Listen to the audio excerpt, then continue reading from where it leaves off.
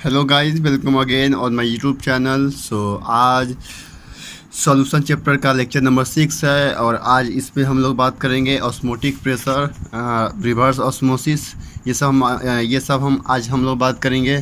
तो बात करते हैं, चलिए स्टार्ट करते हैं। क्या आज का जो लेक्चर है, क्या osmotic pressure, right. Osmotic pressure, चलिए आपके सामने ये रहा, क्या ऑस्मोटिक प्रेशर, राइट। तो ऑस्मोसिस में आज हम क्या क्या डिस्कस करेंगे। पहला डिफ्यूज़न, दूसरा ऑस्मोसिस, तीसरा रिवर्स ऑस्मोसिस। ठीक, इस तीनों को बात करेंगे। तो पहला बात करते हैं क्या डिफ्यूज़न। डिफ्यूज़न होता क्या है, हम लोग जनरली क्या पढ़ते हैं। डिफ्यूजन मीन्स क्या, the movement of solution from higher to lower. Higher क्या बोलते हैं,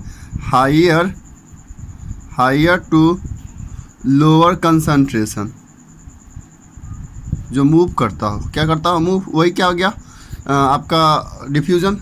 ये तो सही है, कोई दिक्कत नहीं, लेकिन आज हम थोड़ा सा इसको थोड़ा डिटेल कर देते हैं थोड़ा सा, क्योंकि इससे आपको क्या होगा, डिफ्यूज़न और ऑस्मोसिस में आपको डिफरेंस पता चल जाए कि ऑस्मोसिस और डिफ्यूज़न में क्या डिफरेंस है। तो आपको बता दें कि जब भी हम बात करते हैं हायर टू लोअर, तो किसका, सॉल्यूट का या सॉल्वेंट का, तो वहाँ पे हम लोग ये बात नहीं करते हैं। ठीक, तो यहाँ पे देखिए, जैसे हम बात करें कि यहाँ पे क्या एक बीकर है, इस पे सोल्यूशन फर्स्ट है, इस पे सोल्यूशन सेकंड है। अब देख रहे हैं क्या कि इधर का जो सोल्यूशन 1 से किधर मूव कर रहा है, सोल्यूशन 2 में, और इसमें देख रहे हैं क्या ये सोल्यूशन 2 से किधर मूव कर रहा है, सोल्यूशन 1 में।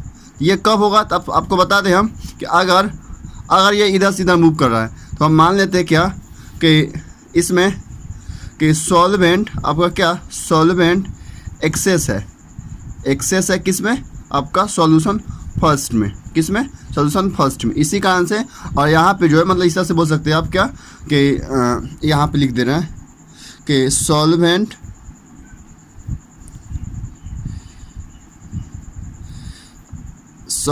एक्सेस, ठीक, किसमें, सॉल्यूशन फर्स्ट में, और इसमें क्या है आपका, इसमें सेकेंड सॉल्यूशन में, सॉल्यूशन फर्स्ट, सेकेंड में क्या है आपका सॉल्यूट एक्सेस है।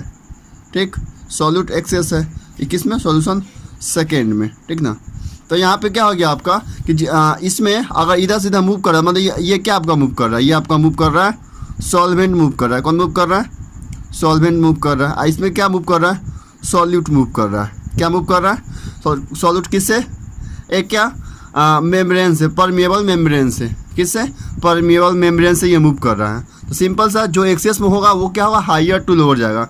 यहाँ पे क्या है इसका सोल्यूशन, यहाँ पे सॉल्वेंट हायर में है, ठीक है, यहाँ पे क्या सॉल्वेंट लोअर में है। मतलब इससे इस सॉल्यूशन का सॉल्वेंट ज़्यादा होगा एज़ कम्पेयर टू सॉल्यूशन 2 से, और इसमें सॉल्यूट ज़्यादा होगा as compare to solution first से। ठीक, तो जो एक्सेस में होगा वो हायर टू लोअर मूव करेगा। यही क्या था आपका डिफ्यूजन, राइट। मतलब इसमें क्या था, सॉल्यूशन फर्स्ट में क्या आपका सॉल्यूट और सॉल्वेंट है। मतलब यहाँ पे आप देख सकते हैं, इसमें अगर सॉल्वेंट एक्सेस में है,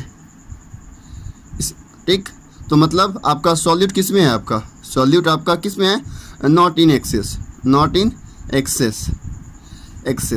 ठीक। अब वही सेम इसमें होगा कि अगर इसमें सॉल्यूट एक्सेस में होगा, इसका मतलब यहाँ पे सॉल्वेंट किस में होगा, नॉट इन एक्सेस, किस में, not solvent not in excess, right, ये होगा। अब आपको बस ये ध्यान रखना है। अब हम बात करेंगे क्या, ऑस्मोसिस। तो क्या होगा, higher concentration to lower concentration move करेगा। लेकिन इसमें क्या है, आपका सॉल्यूशन है, सॉल्यूशन फर्स्ट में है, सॉल्यूशन सेकेंड में है। इसमें भी क्या है आपका सॉल्यूट है और सॉल्वेंट, और इसमें भी क्या है आपका सॉल्यूट है और सॉल्वेंट है। ये था, ठीक। और जो आप पढ़ते ये भी सही है, लेकिन इसमें क्या हम बात कर रहे हैं, जो सॉल्यूशन होगा ना, तो किधर से किधर मूव, तो हो सकता है कि सॉल्वेंट मैक्सिमम होगा, तो क्या होगा, मैक्सिमम से मिनिमम जाएगा। अगर इधर, और इसमें क्या आपका सॉल्यूट मैक्सिमम है, तो वो क्या जाएगा, इधर से इधर जाएगा, मतलब मैक्सिमम से मिनिमम। उम्मीद करते हैं आपको ये समझ में आ गया होगा। अब बात करते हैं क्या ऑस्मोसिस में और डिफ्यूजन में, पता क्या डिफरेंस है। इसमें क्या है, सॉल्यूशन, 2 सॉल्यूशन है। इसमें क्या है, सॉल्यूट और सॉल्वेंट, ठीक, दोनों में। इसमें क्या है, एक साइड क्या आपका प्योर सॉल्वेंट है, दूसरा साइड क्या आपका सॉल्यूशन है। लेकिन इसमें क्या था आपका दोनों तरफ सोल्यूशन है। तो पहला डिफरेंस क्या है इसमें, इसमें क्या दोनों सोल्यूशन ले सकते हैं, लेकिन इसमें आपका एक तरह क्या लेना आपको, जो लिक्विड लेना है या जो सॉल्यूशन लेना है वो सिर्फ क्या प्योर सॉल्वेंट का होना चाहिए। मतलब सॉल्यूशन तो उसको बोल ही नहीं सकते, ठीक। सॉल्यूशन मतलब क्या, सॉल्यूट प्लस सॉल्वेंट। तो यहाँ पे आपका प्योर सॉल्वेंट, ये क्या सॉल्यूशन। सॉल्यूशन में क्या लिए हम, यहाँ पे हम लिए सी वाटर लिए। सी वाटर मीन्स क्या, वाटर प्लस सॉल्ट NaCl, ठीक। और यहाँ पे देख सकते हैं ये क्या आपका, ये क्या था आपका, ये आपका सिंपल मेम्ब्रेन था। ये क्या आपका सेमी परमेबल, मतलब सेमी मीन्स क्या होगा, आधा परमेबल, मतलब कि उसको अलाउ कर रहा है, मतलब वही किसी को कर रहा है किसी को अलाउ नहीं कर रहा है ये। तो इसको शॉर्ट में हम क्या बोलते हैं, SPM। अब इसमें आपको क्या देखना है कि इसमें जो छोटा होगा ना, ये SPM से जो छोटा होगा वही क्या करेगा, मूव करेगा, मतलब वही क्या करेगा, पास करेगा। आपको बता दें कि कोई भी सॉल्यूशन में आपका क्या होता है, सॉल्वेंट का साइज क्या होता है, सॉल्वेंट का साइज क्या होता है, छोटा होता है, मतलब स्मॉल होता है। और आपका जो सॉल्यूट होता है उसका साइज क्या होता है आपका, बिग होता है। ये तो पता ही है, ठीक, बिग होता है, ये स्मॉल। तो अगर ये सेमी परमेबल मेम्ब्रेन है तो इसे क्या पास करेगा, इससे आप क्या पास करेगा, सॉल्वेंट, ठीक ना। जैसे आप देखते होंगे जब आपकी मम्मी चाय बनाती होगी तो उसमें जब चाय को हम क्या छन्नी से जब छानते हैं उसमें क्या देखते हैं, चाय पत्ती जो होता है वो छन जाता है, लेकिन चाय पत्ती रह जाता है, लेकिन आपका जो चाय होता है, जो लिक्विड होता है वो क्या होता है, इस पार से उस पार हो जाता है। तो जो चाय पत्ती होगा क्या हो गया आपका, सॉल्यूट। और जो चाय जो बन के निकल गया जो लिक्विड फॉर्म, वो क्या आपका सॉल्वेंट। तो वो क्या होता है, स्मॉल साइज, और ये क्या होता है आपका सॉल्यूट, बिग साइज होता है। और वो जो छन्नी होता है वो क्या होता है मेरा, SPM, ऐसे आप समझ सकते हैं। और SPM किससे बना होता है आपका, सेल्यूलोज एसीटेट बोल सकते हैं, या इसका भी होता है क्या, कॉपर हेक्सासाइनोफेरेट। इसका नाम क्या आपका, कॉपर हेक्सासाइनोफेरेट। ये सब छोटा छोटा टर्म है। ये हो गया आपका क्या, इसमें आपको हम क्या बात किए कि ऑस्मोसिस में क्या होगा, एक साइड प्योर सॉल्वेंट, दूसरा साइड सॉल्यूशन में हम क्या लिए, सी वाटर लिए, उसमें क्या है वाटर प्लस NaCl। और इसमें बताया क्या कि ये क्या आपका सॉल्वेंट, तो इसका साइज छोटा होगा, ये क्या है सॉल्यूट, तो इसका साइज बड़ा होगा। तो कौन मूव करेगा, ये मूव करेगा। अब बात करते हैं इसको और इसी तरह से। तो देख सकते हैं ये मैंने एक फिगर बनाया हुआ है, ठीक। ये NCERT बुक में ऐसा फिगर दिया हुआ, हमको अच्छा लगा वो फिगर, तो इसी कारण से उसको हम समझा रहे हैं। तो ये जो आपका ये क्या मान लेते हैं, क्या ये सॉल्यूशन है, ये क्या आप सॉल्वेंट है, ठीक। अब देखा जाए इसमें क्या है आपका, सॉल्यूट भी है प्लस सॉल्वेंट भी है। इधर क्या है आपका, सिर्फ सॉल्वेंट है, ठीक। तो सॉल्वेंट किधर ज़्यादा हो गया, सिंपल सा बात, सॉल्वेंट से भी सॉल्वेंट इधर ज़्यादा होगा, तो इधर से मूव करेगा ना, ठीक। तो बोल सकते हैं क्या, यहाँ पे तो क्या हो जाएगा आपका, ये सॉल्वेंट हो जाएगा। तो अब क्या करना है आपको, अब इसका हम बात करें डिफिनीशन, ठीक। क्या बोलेंगे, डिफिनीशन ऑस्मोसिस का डिफिनीशन पूछेगा कोई, ऑस्मोसिस, तो क्या हो जाएगा, the movement of solvent from higher concentration to lower concentration। ये क्या हो गया आपका, थ्रो सेमी परमिएबल मेम्ब्रेन। तो क्या हो जाएगा, ऑस्मोसिस, मतलब the movement of solvent from higher concentration to lower concentration. तो इस साइड आपका क्या है, सॉल्वेंट का कंसंट्रेशन हाई है, और इस साइड आपका सॉल्वेंट का कंसंट्रेशन लो है। तो इसका मतलब क्या हुआ, जो सॉल्वेंट मूव करेगा किधर से मूव करेगा, इधर से, बाई किसके हेल्प से, बाई मतलब through a semi permeable membrane से। ये किसका बना होता है, अभी हम पीछे बात किए थे, जो आप देख सकते हैं यहाँ पे किसका हो सकता है, सेल्यूलोज एसीटेट, और ये कॉपर हेक्सासाइनोफेरेट। हालांकि आपको नाम उतना ज़रूरी नहीं है, बस आपको हम बताएं, आपको बस ये ध्यान रखना है, राइट। तो ये हो गया आपका ऑस्मोसिस हो गया, ठीक। अब उसके बाद ऑस्मोटिक प्रेशर क्या होता है, ऑस्मोटिक प्रेशर क्या होता है। ठीक, तो अब यहाँ पे देख सकते हैं, यहाँ पे सॉल्वेंट इधर से मूव कर रहा है, तो ये कब तक मूव करेगा, तो जाहिर सी बात है कब तक मूव करेगा, जब तक इक्विलिब्रियम ना आ जाए। ठीक, तो अगर उससे पहले हमको इसको अगर हमको स्टॉप करना हो, क्या करना हो, स्टॉप करना हो, तो इधर से क्या करते हैं, एक प्रेशर एक्सटर्नल ऐड करते हैं। जैसे देख सकते हैं यहाँ पे इसके ऊपर तो एक प्रेशर होगा ना, कौन, एटमॉस्फेरिक, कौन प्रेशर होगा, पी एटमॉस्फेरिक, इधर भी होगा पी एटमॉस्फेरिक, होगा ना। अब इसमें एक ऐसा प्रेशर ऐड, मतलब इतना प्रेशर ऐड करते हैं जिससे क्या हो, ये ऑस्मोसिस होना रुक जाए, मतलब ये फ्लो होना रुक जाए, जो इधर से फ्लो कर रहा है वो होना रुक जाए। तो उस प्रेशर को क्या बोलेंगे हम लोग, उसको बोलेंगे ऑस्मोटिक प्रेशर बोलेंगे। मतलब वैसा प्रेशर जिस पे क्या हो, ऑस्मोटिक क्या हो जाए, स्टॉप हो जाए, उसको क्या बोलेंगे, ऑस्मोटिक प्रेशर। तो इसका क्या बनेगा आपका डिफिनीशन, क्या बोलेंगे, the external pressure applied from या ओवर द, कौन से साइड से, ये क्या आपका सॉल्यूशन है ना, सॉल्यूशन साइड से। तो क्या कर रहे हैं, the external pressure applied over the solution side, solid लिखा गया, solution side to stop the osmosis. The external pressure applied over the solution side to stop the osmosis. मतलब इधर से उतना प्रेशर लगाते हैं जिससे क्या हो, इसका जो मतलब कि जो मूवमेंट हो क्या हो, स्टॉप हो जाए। तो उस प्रेशर को क्या बोलेंगे हम लोग, ऑस्मोटिक प्रेशर। राइट, ये तो हो गया, अब इतना समझ में आ गया आप लोगों को। अब बात करते हैं क्या, ऑस्मोटिक प्रेशर। अब इसके हम बात करते हैं आगे क्या क्या हुआ है। ठीक, तो अब देख सकते हैं यहाँ पे कि ये तो समझ में आ गया। उसके बाद एक्सपेरिमेंटली क्या, बाई, इसमें भी क्या था, देखिए पहला में भी था, किसमें, एलिवेशन ऑफ बॉइलिंग पॉइंट में भी एक्सपेरिमेंटली था, सेकेंड में भी क्या था, डिप्रेशन ऑफ फ्रीजिंग पॉइंट में भी एक्सपेरिमेंटली था, और इसमें भी क्या है आपका, बाई एक्सपेरिमेंटली ही है। क्या, एक्सपेरिमेंटली ये शो हुआ कि जो आपका पाई है, कौन, पाई, मतलब इसको क्या बोलेंगे, ऑस्मोटिक प्रेशर। पाई जो किस पर डिपेंड कर रहा है, आपका डिपेंड कर रहा है आपका कंसंट्रेशन पे, किस पे, कंसंट्रेशन पे। अब पाई किस पे डिपेंड करता है, आपका टेम्परेचर। और ये ध्यान रहे, ये जो टेम्परेचर है ना, ये आपका हाई नहीं होना चाहिए, कितना नहीं होना चाहिए, हाई।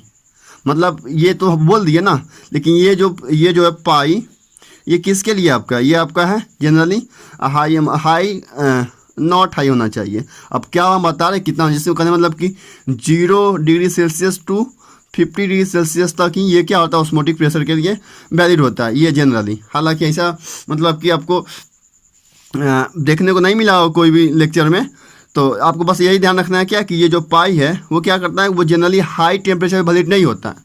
जब भी ऑस्मोटिक का पढ़िएगा तो उसमें आपको टेम्परेचर कितना दिया जाएगा, 27, 37, 30, मतलब 0 से 50 डिग्री सेल्सियस के बीच में ही रहेगा। तो ये जो प्रेशर किस पे होगा, डायरेक्टली प्रोपोर्शनल टेम्परेचर, लेकिन क्या जनरली आपके 0 से 50 डिग्री सेल्सियस के बीच में ही टेम्परेचर रहेगा। ये तो हो गया। तो देखा जाए तो क्या रहेगा, पाई CT, राइट, तो क्या हो जाएगा, पाई CRT।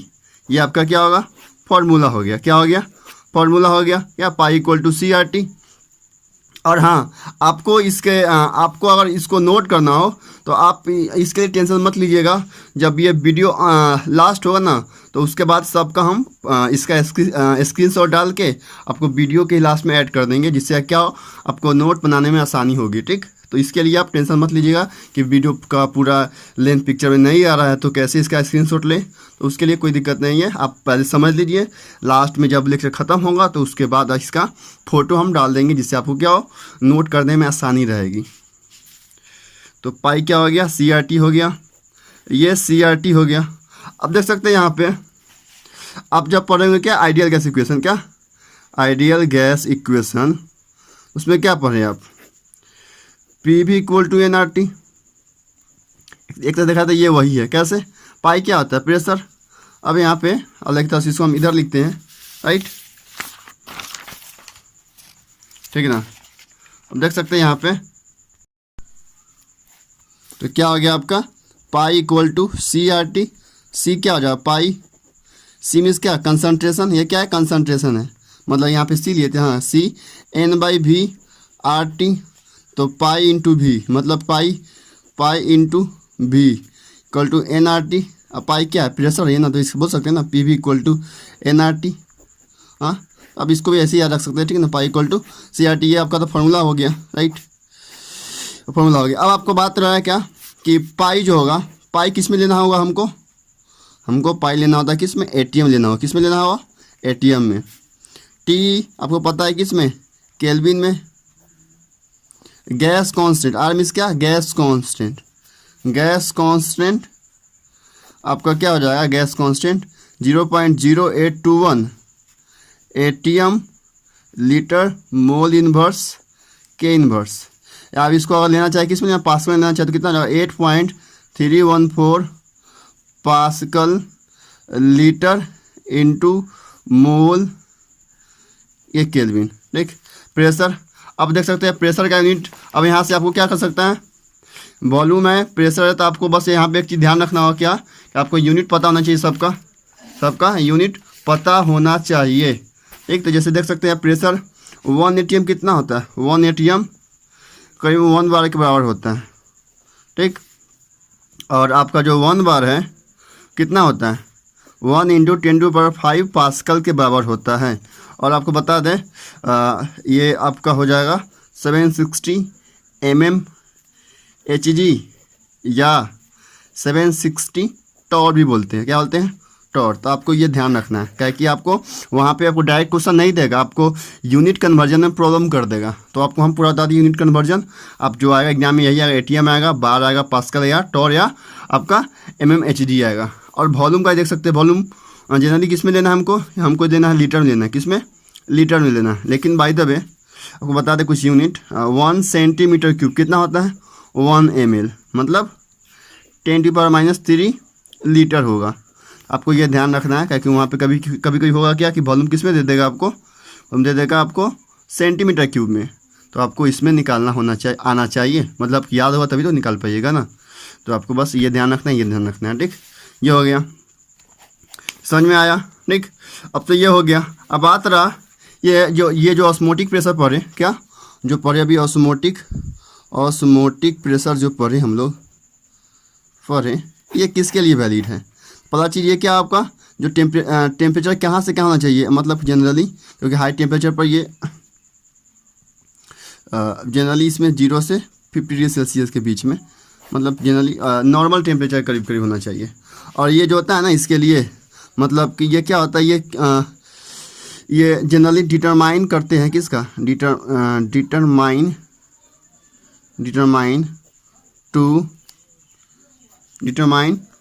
The molar mass of biomolecules, मतलब देखा जाता है कि कैसे सुक्रोज हो गया, या आपका बोल सकते हैं क्या सुक्रोज हो गया, या आपका प्रोटीन हो गया, ठीक, प्रोटीन्स हो गया, या पॉलीमर हो गया, या आपका क्या बोल सकते हैं मैक्रो मोलिक्यूल का जब निकालना हो, क्या निकालना हो, जब इस सब का क्या निकालना हमको मोलिक्यूलर मास निकालना हो, तो ऑस्मोटिक प्रेशर सबसे बेस्ट तरीका होता है। ऑस्मोटिक प्रेशर से क्या हम निकाल सकते हैं? उसका मोलर मास। तो जनरली ये जब पूछेगा कि किसी जगह, जैसे कि ये बोलेगा क्या, तो ये सब ऑप्शन में आपको रहेगा कि सुक्रोज या प्रोटीन के लिए कौन सा सबसे अच्छा होगा, उसका मोलर मास निकालने का तरीका था, कौन सा हो जाएगा आपको? Osmotic pressure. तो आपको ये ध्यान रखना है, राइट। उसके बाद आप एक टर्म आता है, क्या आपका टर्म है, जैसे मान लीजिए कोई 2 प्रेशर दिया हुआ है, पाई 1, एक दिया हुआ है पाई टू। जब पाई 1 पाई 2 बराबर तो क्या हो जाएगा, आइसोटोनिक बोलते हैं। क्या बोलते हैं, आइसोटोनिक। जब पाई 1 लेस देन पाई 2 उसको क्या बोलेंगे, हाइपोटोनिक। क्या, हाइपोटोनिक। एक जब होगा पाई 1 ग्रेटर देन पाई 2 तो क्या है उसको बोलेंगे हाइपोटोनिक। एक क्या होगा, हाइपरटोनिक। क्या, हाइपरटोनिक हो जाएगा, राइट। तो ये आपको ध्यान रखना है, ठीक ना, तो आपको ये ध्यान रहना चाहिए। तो ये आपका ये हो गया इतना। अब इसके बाद बात करते हैं क्या, एक न्यूमेरिकल बात कर लेते हैं। क्या बात कर लेते हैं, न्यूमेरिकल। यहाँ तक तो समझ में आ गया, कोई दिक्कत नहीं होगा। तो ये आपका हो गया। अब बात करते हैं एक न्यूमेरिकल। तो न्यूमेरिकल के लिए आप देख सकते हैं ये क्वेश्चन बोला क्या, calculate the osmotic pressure in a pascal exerted by a solution prepared by dissolving 1 gram of polymer of molar mass. दिया हुआ कितना, 185,000 इन 450 ml of water at 37 degree Celsius. Osmotic pressure निकलना है। सिंपल क्या था, पाई इक्वल टू CRT मतलब N/V R/T, right. क्या बोल रहे हैं यहाँ पे, हाँ ऑस्मोटिक प्रेशर नहीं पास्कल। वो किस में हम लोग लेते हैं जनरली, ATM में।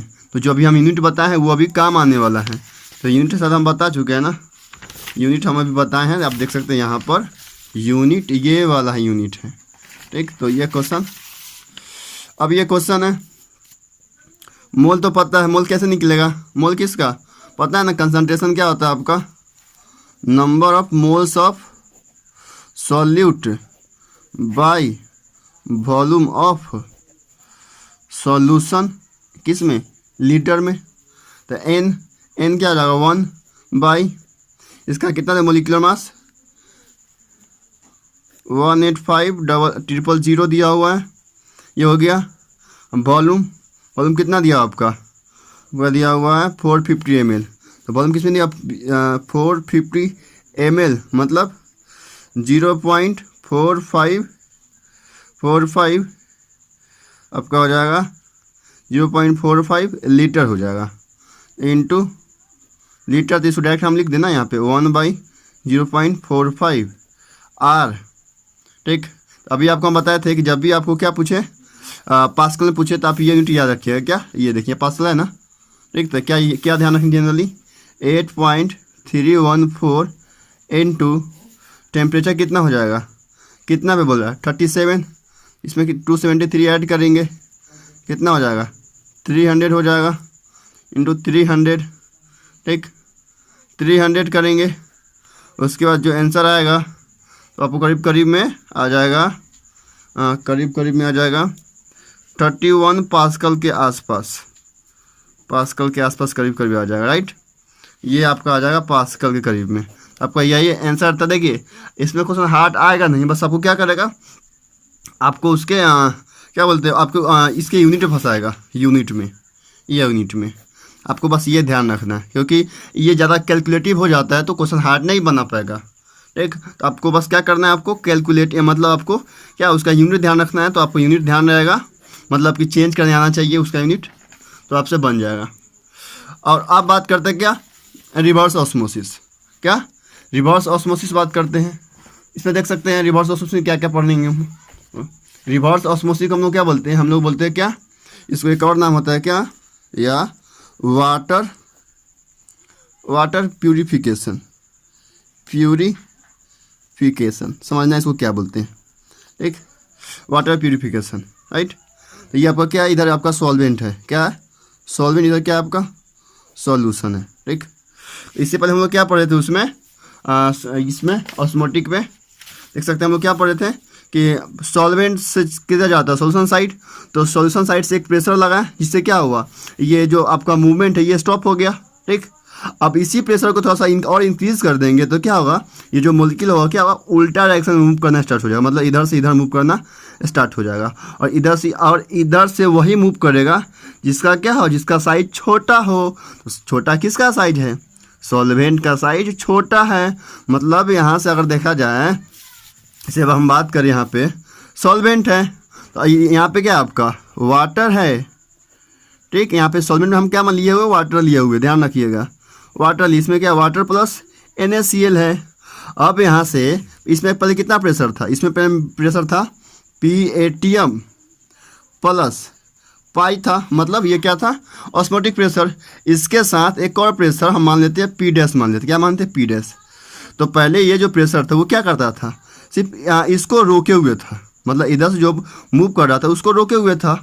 अब ये जो एक्स्ट्रा प्रेशर आया, इसको जब इसको लगाते हैं, इसका मतलब ये कि यहाँ से जो मतलब इसका जो मोलिक्यूल होगा, मतलब इसका जो मोलिक्यूल होगा वो इधर फ्लो करना स्टार्ट करेगा, और वही फ्लो करेगा जिसका साइज क्या हो, स्मॉल हो। स्मॉल किसका होगा, आपका सॉल्वेंट का। सॉल्वेंट हम क्या लिए हुए हैं, वाटर लिए हुए हैं। तो वाटर लिए हुए मतलब यहाँ पे क्या है, नमक पानी है। यहाँ से क्या निकल के जा रहा है, सिर्फ पानी इधर जा रहा है। जब पानी को हम फिल्टर करके पी भी सकते हैं। मतलब यहाँ पे एक तरह से क्या हो रहा है, नमक वाटर से हम वाटर को क्या कर रहे हैं, उसको रिमूव कर रहे हैं, छाँट रहे हैं ना। तो छटनी का काम जो किया उसको क्या बोलेंगे हम लोग, वाटर प्यूरिफिकेशन। तो आपको बता दें ये जो प्रोसेस है, मतलब ये जो वाटर प्यूरिफिकेशन है उसको बोलते हैं क्या, रिवर्स ऑस्मोसिस। ये आपका बहुत सारे कंट्री में भी यूज किया जाता है, ठीक ना। मतलब मेनी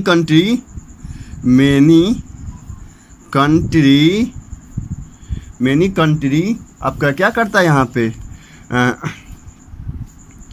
इसको क्या बोलते हैं, इसको एक तरह से बोलते हैं क्या, डीसैलिनेशन नहीं बोलते हैं, desalination. many country use desalination plants ठीक, to meet their potable water requirement, क्या रिक्वायरमेंट, ठीक। मतलब बहुत सारा कंट्री क्या करता है, जैसे आप देख सकते हैं सऊदी अरबिया हो गया या आपका दुबई हो गया, तो उस समय क्या करता है, आपको पता है ना कि उस साइड क्या होता है, उस साइड मतलब सिर्फ खराब पानी का नदी है ना, वहाँ पे समुद्र है। तो वहाँ पे क्या हो जाएगा, वहाँ पे क्या करता है, वही वो लोग यही करता है, क्या करता है, रिवर्स ऑस्मोसिस से वाटर को प्यूरिफाई करता है और उसी पानी को वो लोग यूज़ करता है। ये हो गया। तो अगर हम बात करें कि अगर रिवर्स क्या बोलते हैं, रिवर्स ऑस्मोसिस का अगर हम बात करें क्या डिफिनीशन, तो रिवर्स ऑस्मोसिस हम इसलिए बता रहे हैं कि आप लोग को नोट करने में आसानी रहे, ठीक ना। तब बोल सकते हैं क्या कि द प्योर सॉल्वेंट